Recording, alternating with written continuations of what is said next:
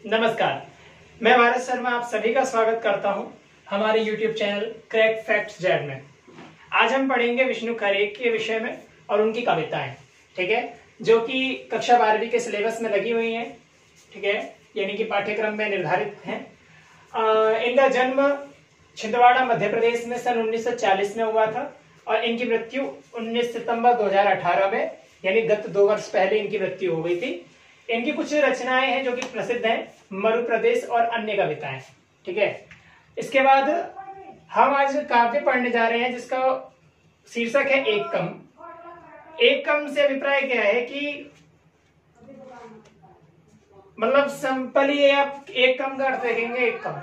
अब एक कम क्या है इसके विषय में जानना है तो पहले हम शीर्षक को देखते हैं और शीर्षक को जानने के पूर्व उस चीज की खोज करेंगे कि वस्तुतः कवि ने जो शीर्षक दिया है इसका अभिप्राय वस्तुतः है क्या, यानी कि इसका अभिप्राय क्या है, इस विषय में हम जानकारी को प्राप्त करेंगे। तो कवि ने इसमें वर्णन जो किया है वस्तुतः भारत जब 1947 में आजाद हुआ और उस आजादी के बाद जो लोगों में होड़ मची थी उसको कवि ने अपने शब्दों में व्यक्त किया है। अब जो होड़ मची थी वो किस चीज की मची थी उसका अभिप्राय प्रस्तुत करते हुए कवि ने ये कविता लिखी है। तो कहा कि 1947 के बाद से, तो कवि ने यहाँ पर ये चीज पहले ही सिद्ध कर दी है या क्लियर कर दी है कि जब भारत मतलब ये आजादी के बाद की ही बात है।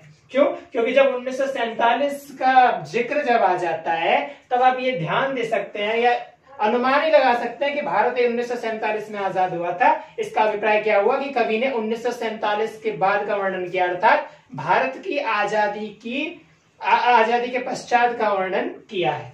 अब उस समय का वर्णन कवि करता है कि जब भारत आजाद हुआ, ऐसा मान लीजिए, ठीक है। तो कहा कि 1947 के बाद से इतने लोगों को इतने तरीकों से, तो इतने में तो आप किसी एक विशेष को नहीं ले सकते ना, तो इतने का मतलब क्या हुआ, कई एक। अब भारत की आबादी भले ही 131 करोड़ है पर उस समय की आबादी के हिसाब से कवि कहता है कि इतने लोगों को इतने तरीकों से। अब यहाँ पर ध्यान देना बच्चे, इतने लोगों का मतलब क्या हो सकता है, क्योंकि जब आगे कवि शब्दों को कहेगा तो उससे क्लियर हो जाएगा कि किसको कह रहा है, ठीक है। और वो शब्द भी मैं आपके लिए प्रयोग करूंगा जो कवि कहना चाहता है, ठीक है। तो कहा कि इतने लोगों को इतने तरीकों से, माने लोग भी बहुत सारे हैं और लोगों के पास तरीके भी बहुत सारे हैं, ठीक है। पढ़ने के कई सारे तरीके होते हैं ना, हम लोग आपस में पढ़ते हैं, बैठ करके पढ़ते हैं, साथ में पढ़ते हैं, ठीक है।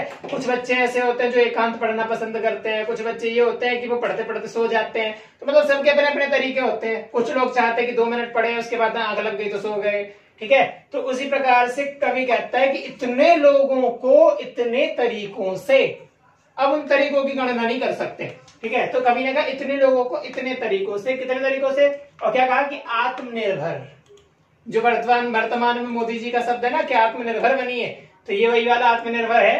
तो कहा कि आत्मनिर्भर, मालामाल और गतिशील होते देखा है। ग में अगर प्र उपसर्ग लगा देंगे तो प्रगतिशील हो जाएगा। प्रगति का मतलब है कार्य, प्रोग्रेस पर है, ठीक है। तो प्रोग्रेस जब होती है, अर्थात कहने का मतलब क्या है कि प्रोग्रेस करते हुए देखा है। कवि यहाँ पर कहता है कि आत्मनिर्भर, मालामाल और गतिशील होते देखा है। तो आत्मनिर्भर वस्तुतः अपने आप के आश्रित, ठीक है। आपने जितने भी एमएलए देखे हैं वो किसी के आश्रित नहीं होते। मतलब हम लोग यहाँ पर कवि ने अपने आप को, वस्तुतः ये ध्यान ना देना कि कवि ने अपने आप को एक आम आदमी के रूप में प्रस्तुत किया है, ठीक है। मध्यम वर्गीय व्यक्ति भी हो सकता है, वो अधम वर्ग भी हो सकता है, जो तीसरे नंबर की कोटि होती है, ठीक है, वो भी हो सकता है, निम्न जो होती है, ठीक है। लेकिन उच्च वर्ग की नहीं बात कर रहा। तो कवि ने अपने आप को मध्यम वर्ग वाला व्यक्ति भी उनमें ही आ जाता है। आज की स्थिति ऐसी है।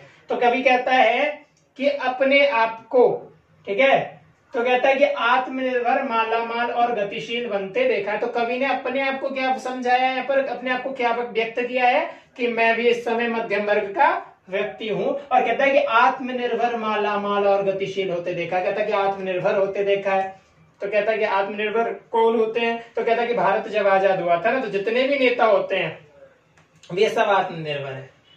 क्यों? क्योंकि भारत को आजाद कराते समय, बच्चे ध्यान देना कि भारत को आजाद देते समय, अच्छा हमारे यहाँ की जो जनसंख्या थी ना वस्तुतः वो मूर्ख टाइप की थी उस टाइम, जब हम अंग्रेजों के गुलाम थे तो ऐसा होता था कि भारत में सब लोग भेड़ चाल चलने वाले थे उस समय, तो उनको किसी व्यक्ति की आवश्यकता थी। कहने का मतलब ये है कि आप जब युद्ध कराते हैं ना, तो उसका युद्ध की प्रधानता एक कोई और एक व्यक्ति करता है ना, कि युद्ध का जो प्रधान व्यक्ति होता है वही निर्णय लेता है, सब कुछ वही करता है। तो भारत को जब आजाद कराया गया था तो उनमें भी बड़े बड़े महान व्यक्ति थे जिनके द्वारा बड़े बड़े कदम उठाए गए और जनता ने उनका सहयोग किया और भारत जीत गया या भारत आजाद हुआ। तो कहता है कि उन्हीं में से जो जिन्होंने आजाद कराया, तो जाहिर सी बात है वो ठोकेंगे अपना, ठीक है, अपना वर्चस्व तो हम पर स्थापित करेंगे ही ना। हमसे कहेंगे कि हमने हमारी वजह से आजाद हुए हो, तुम में इतना साहस था नहीं कि तुम अपनी मर्जी से जीत जाते या तुम इनको हरा देते।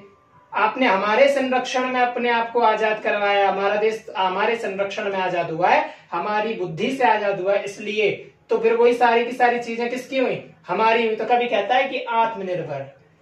तो आजादी के बाद जिनके पास छोटे छोटे घर थे वो तो थे ही थे, जो छोटे छोटे लोग थे उनके पास तो छोटे छोटे घर रह गए, लेकिन जिन्होंने आजाद कराया था उन लोगों ने क्या किया, जितना जितना हो सका उन सबको अपने अपने, जितना उस समय मतलब आजादी के बाद का अवसर क्या था कि देश अब आजाद हो गया है। इसका मतलब क्या हुआ कि सब अपने अपने ठिकानों को पहुंच जाए, अपने ठिकाने घेर लें, ठीक है। तो कहता है कि आत्मनिर्भर।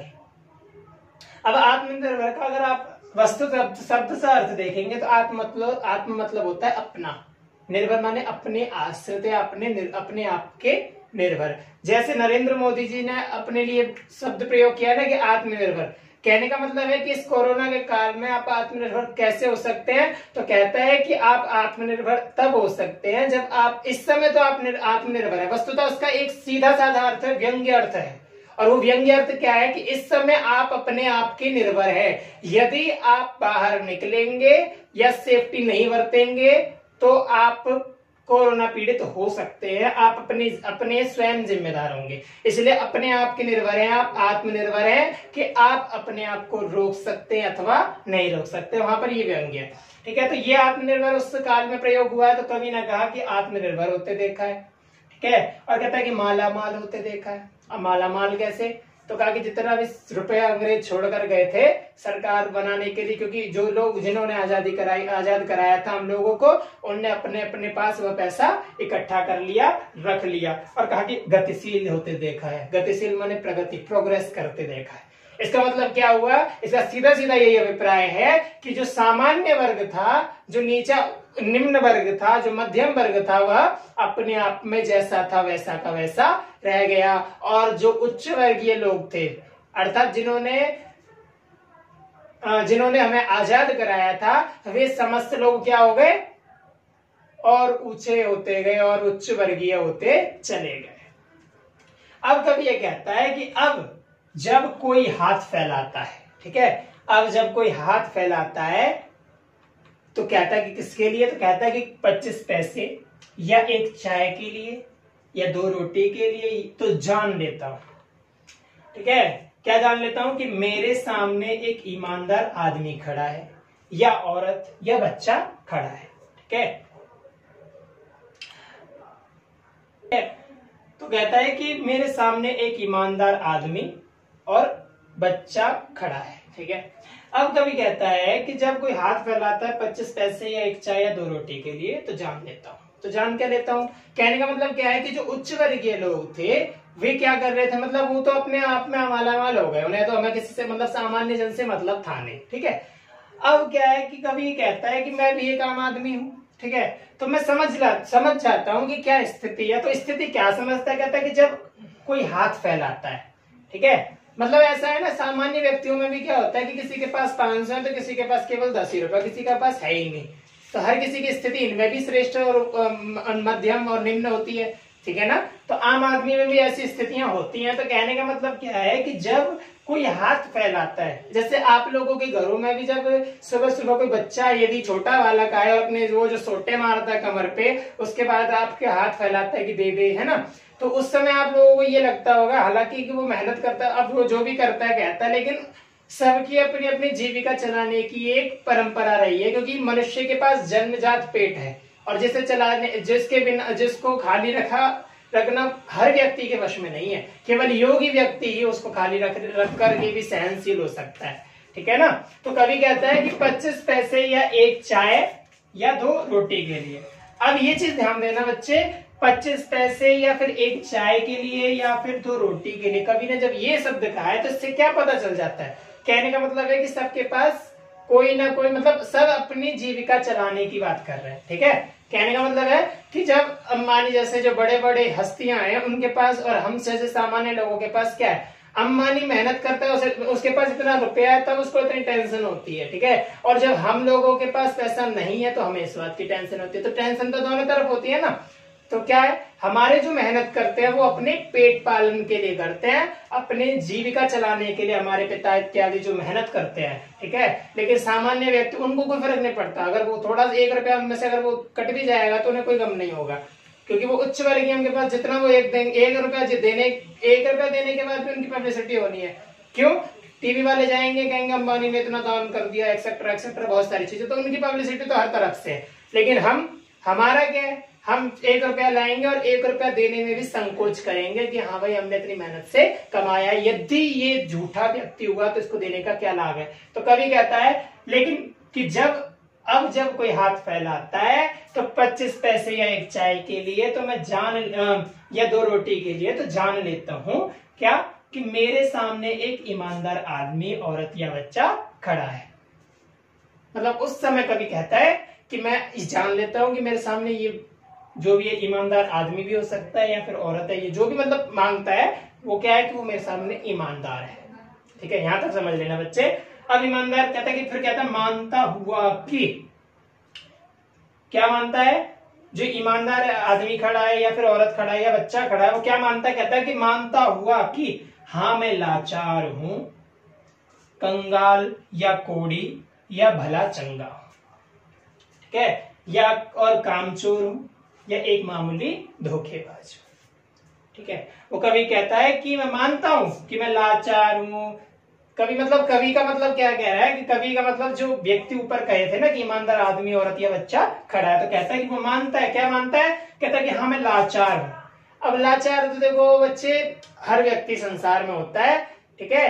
परमात्मा के अधीन तो सब है, तो परमात्मा के सामने तो लाचार सब है। जब तक उसकी मर्जी नहीं होगी उसका पत्ता नहीं हिलता, जाहिर सी बात है।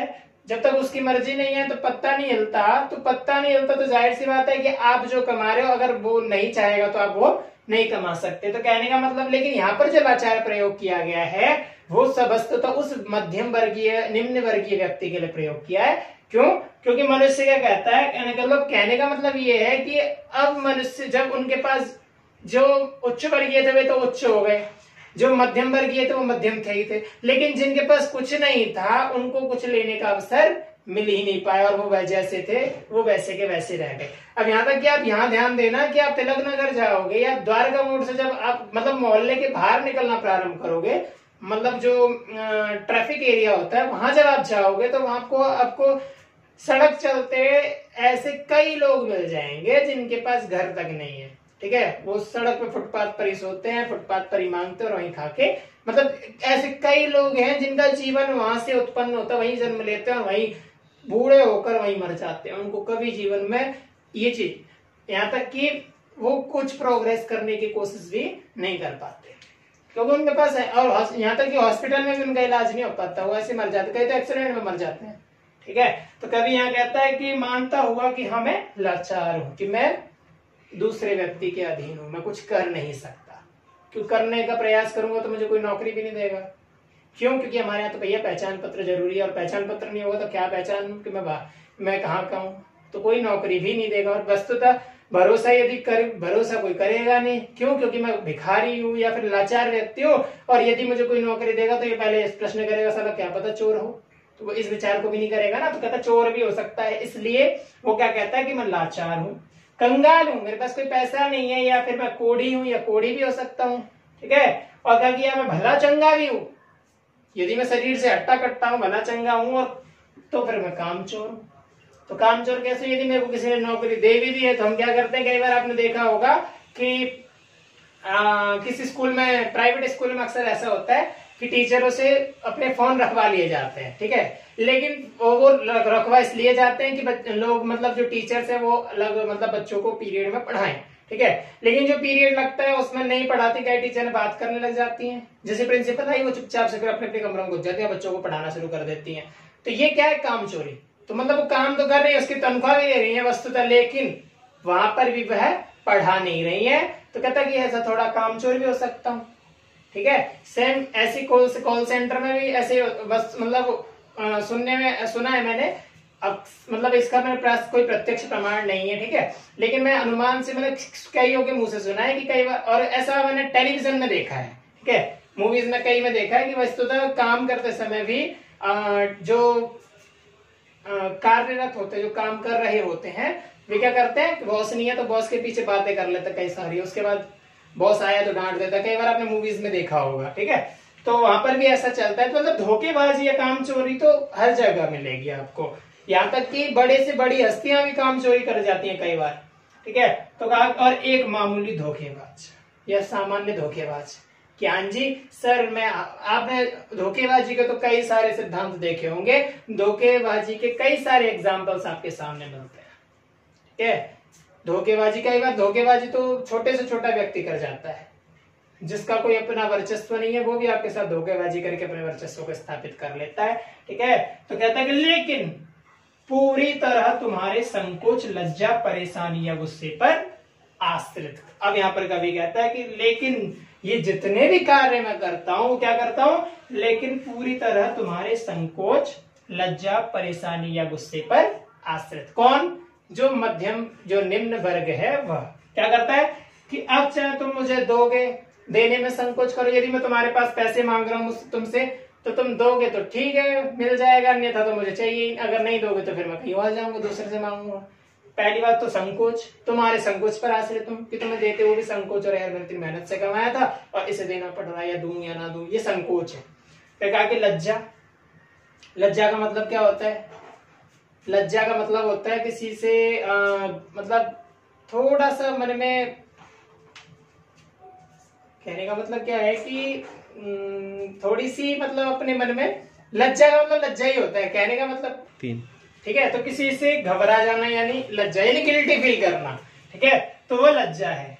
और कहता है लज्जा का मतलब क्या होता है, देते समय भी लज्जा आती है ना, तो मतलब ऐसा वाला अर्थ है इसका कि अगर आप पैसे देना चाहें तो देना का मन करे तो दे दो, नहीं देना तो मत दो, कहने का मतलब ये है। और क्योंकि परेशानी ये हो सकता है भाई जो देने वाले जिससे हम मांग रहे हैं उसके पास देने के लिए पैसा ना हो सकता है उसके घर में परेशानी चल रही हो। आपने यहाँ तक देखा होगा बच्चे कि जब डीटी मतलब जो दशहरा पर जब रावण जलाया जाता है तो लोग चंदा मांगने के लिए आते हैं, ठीक है। तो उस काल में क्या होता है कि मतलब जो एक गली में यदि 5-6 घर हैं तो 6 घर में से यदि 5 के घर से पैसा मिल जाता है तो एक घर के आगे मतलब लोग एक घर में से अगर मतलब जो 5 घर हैं 5 में से 4 घर ने तो दे दिए 10-10 रुपए और एक घर ने दे दिया केवल 1 रुपया जो उसके पास था, तो आप उसको लेकर के लज्जित होते हैं, कहते हैं यार 1 रुपया देने की भी कोई चीज है, आज के जमाने में 1 रुपया भी कुछ रह गया है। तो कहने का मतलब है जब उसके पास है ही नहीं देने के लिए, जितना है उतना ही तो देगा।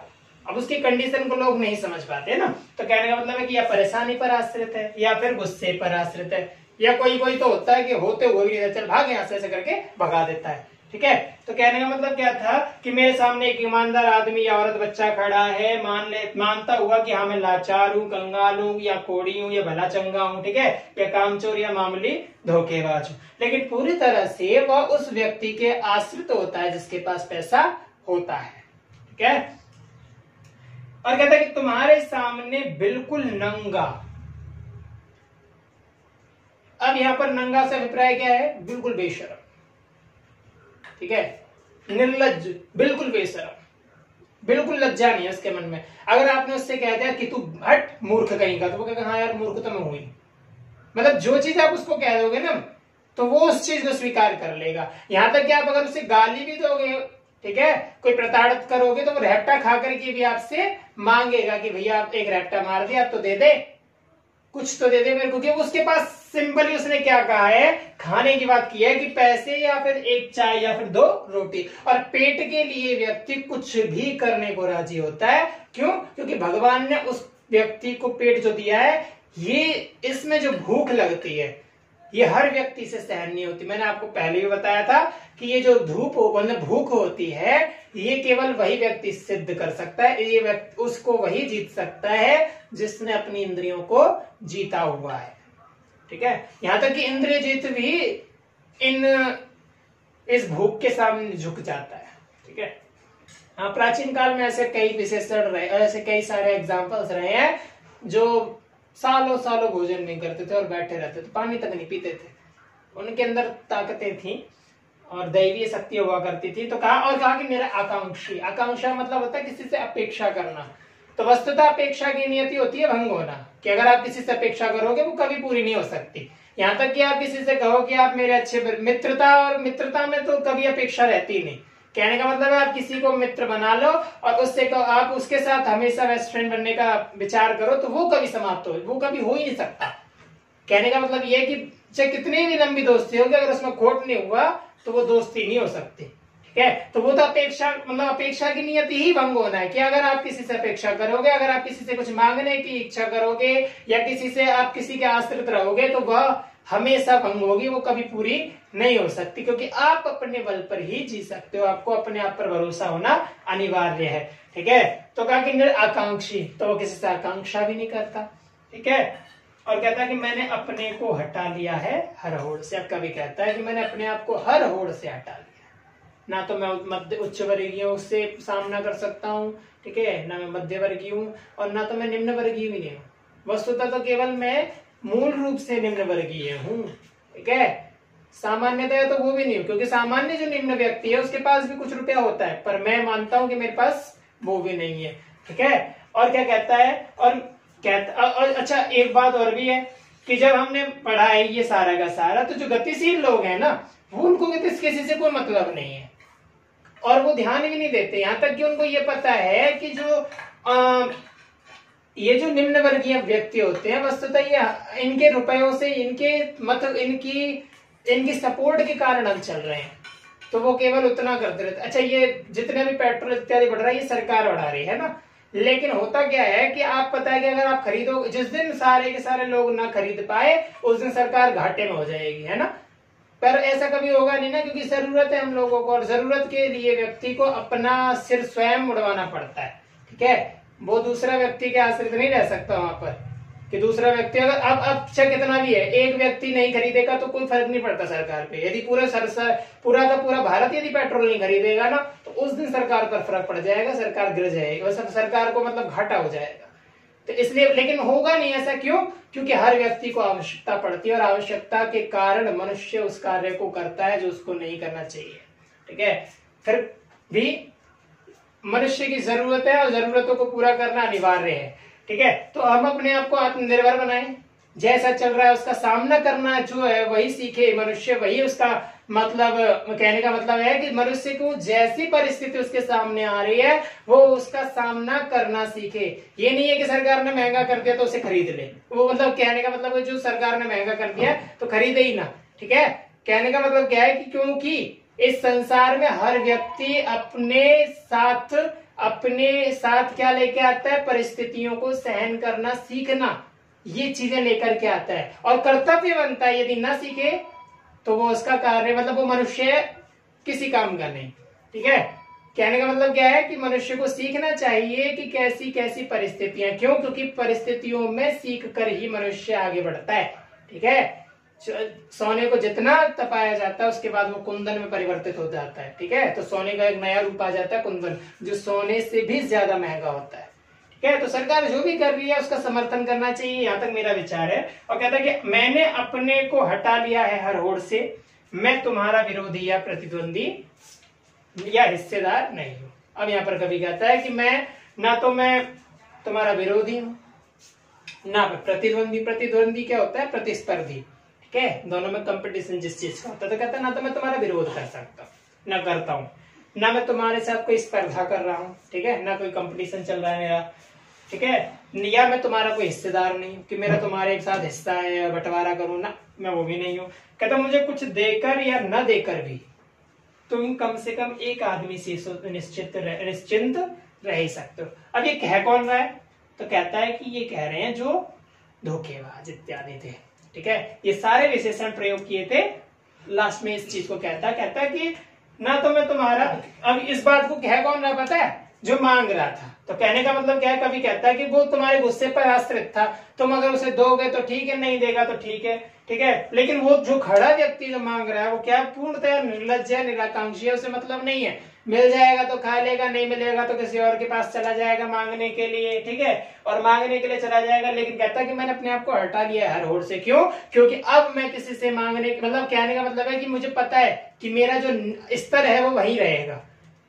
क्योंकि खाना यदि मांग करके खाना होता है तो खाने से केवल जीविका चलती है, मांगने से केवल खाना कितना मिल जाएगा जो पेट चलाने लायक है, कमाने लायक तो नहीं मिल जाएगा ना, और नौकरी इत्यादि उसे मिलनी नहीं है। तो कहने का मतलब क्या हुआ कि यहाँ पर हिस्सेदार, या मैं तुम्हारा ना तो विरोधी हूँ कि मैं तुम्हारा कोई विरोध करने नहीं आया, तुम दोगे तो ठीक है, नहीं दोगे तो मैं तुम्हें, मतलब तुमसे ये नहीं है कि हाँ तुम मुझे क्यों नहीं दे रहे इत्यादि इत्यादि, ठीक है। और कहा कि प्रतिद्वंदी, ना मेरे तुमसे कोई इस कंपटीशन चल रहा है कि तुम मुझे को दोगे तो फिर मैं तुम्हें और मतलब और मांगूंगा वगैरह वगैरह चीजें।